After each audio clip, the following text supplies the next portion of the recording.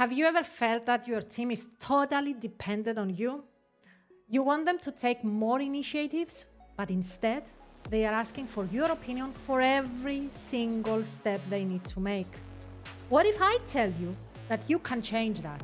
What if you have played a significant part in creating the culture of dependency? Would you like to learn more about how you can reverse it? Welcome to the Leadership in Progress podcast, where we discuss all the things we are still figuring out at work, as humans, and as leaders. Each episode is packed with stories, tips, and real talk to help you build your leadership muscle for better connections, better results, and more meaningful workplaces. Probably 5 people are listening to this, but if you are one of them, I'm guessing you are somebody who likes to constantly learn and grow. Somebody who cares about their career and also their personal development. Somebody who likes to influence and inspire. And I will do my best to add more value to your journey.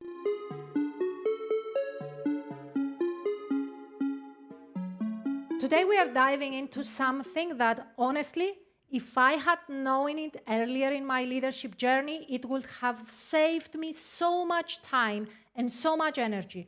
We are talking about what I like to call the toxic charity leadership trap. Back in my early leadership years as a sales manager, I was all about driving results, hitting targets, and pushing growth, makes things happen. And I believed back then that being a great leader meant having all the answers. That's how I thought I was helping my team solve every problem, fix every issue, be the go-to person. But here is what really happened. The more I solved problems for them, the more dependent they became on me.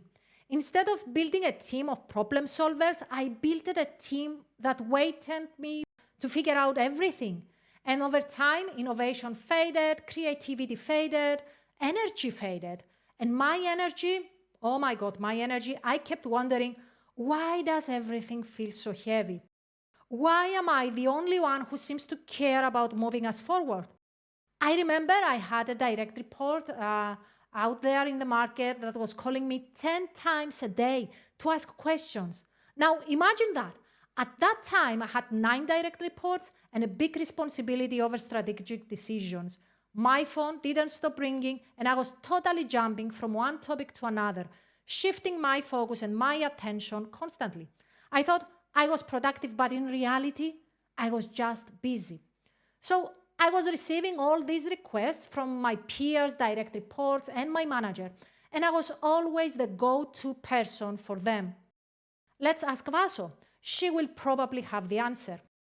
As you can probably guessing up to now, a part of me felt satisfaction because people needed me, but another part of me was exhausted and stressed about all the important stuff I was leaving on the table and needed my attention. Does that sound familiar to you? So let me tell you what. One day, I went to my mentor complaining about everything, and we also had a discussion about that direct report who was calling me all day long to ask things. And my mentor looks at me and says, let him wait for 20 minutes and then call him back. What? That was not the answer I was looking for. So why on earth should I keep people waiting? Vaso, he told me, just try it, see what happened, and then we can discuss again. So now I'm in my office, working on a spreadsheet, and my phone rings, checking on the screen, and I see the name of that person. I was so eager to answer that phone, but I took a big breath and let the phone down. My mind couldn't stop thinking, maybe he needs something, maybe he cannot proceed with the work he's doing. What am I doing? Am I probably the bad person here? All this overthinking. So 20 minutes later, I called him back. Hey, how are you? You called me earlier. How can I help you? Oh, hey, never mind, Vaso. I found what I was looking for. All good. Great. Talk soon. Sure. Bye now. Now I'm there, holding my phone and thinking. When he couldn't find me, he found another solution for his problem? A few days later, I kept doing the same thing. didn't respond immediately, and called him back as soon as I was finishing what I was doing. Sometimes it was just 10 minutes, other times it was longer, but I always called back. And what I observed was absolutely eye-opening. 80% of the times my direct report did find the answer without me. A few weeks later, he was calling me less, only when it was really necessary, and I wasn't his first option anymore. He did his homework before calling me. And maybe now you're wondering, what about my relationship with that person? So I'm going to tell you that nothing affected our respectful, caring, and trusting relationship, because I always kept my word and I always respected and listened to him. At that point, I realized I was part of the problem. I had created an environment where people leaned on me because I kept stepping in. My intention was good. I wanted to be kind. I wanted them to like me. And of course, I wanted to help.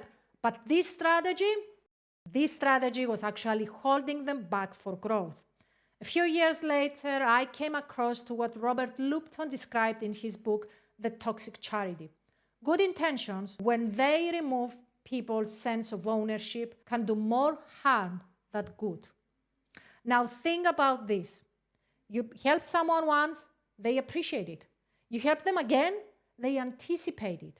A third time, they expect it. By fourth time, it's no longer a help. They are entitled to that. And now, if you take it away from them, they will start complaining. Give the same help 5 times, and now they are dependent on you. That was mind-blowing for me, because this is exactly what is happening in our personal lives and in our friendships, family, and this is exactly what is happening with our colleagues and team members at work.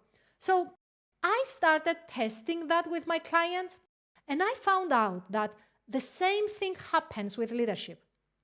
It definitely happened to me, but when one after another claimed the same, I thought that is probably something big.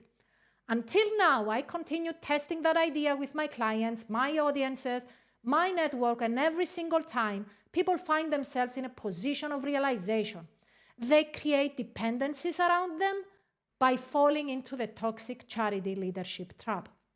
So, when we always provide the answer, when we step in and do the job for them, when we fix all their problems, we unintentionally create dependency. People stop thinking for themselves, they lose confidence, they stop innovating, they rely on us. So, if you do this with your peers, you probably feel not respected enough, and you probably don't have enough time because you say all these yeses to people around you. One of my clients realized that she created dependency with her son. Her son wasn't doing anything to help at home. He was waiting for his mother to provide for everything. So, should we stop helping people? Of course not. But we have to change how we help.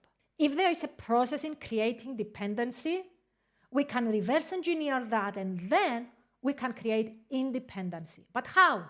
Let me tell you. Number 1, the second or the third time somebody comes to you with the same question, don't just give them the answer. I know this is faster for you, but just don't go on the easy way. Stop and ask, how did you solve it last time? What did we do when we had the same issue last month? Or even ask, what do you think we should do about it? Tip number 2, start delegating specific tasks to people. Start with small things and gradually release more responsibility and more freedom. And tip number 3, follow up and give constructive feedback with respect and care. People like to know when they can do better, when a person telling them is one they care and respect. So remember, people don't care about how much you know until they know how much you care about them. So don't forget to show that you care. This podcast has come to an end, but before we wrap up, I need you to ask yourself, what would it look like if I led with curiosity instead of control? If I didn't give all the answers? In which areas of my life have I created toxic charity, and how? If you have more questions about that topic, reach out to me. You can also leave me a comment or send me an email. If you like this episode, help us grow by hitting a subscribe or a follow button on the platform you're listening. Maybe leave a review and share this episode with someone that you care and respect. And remember, like everything, leadership is a work in progress. So see you next time.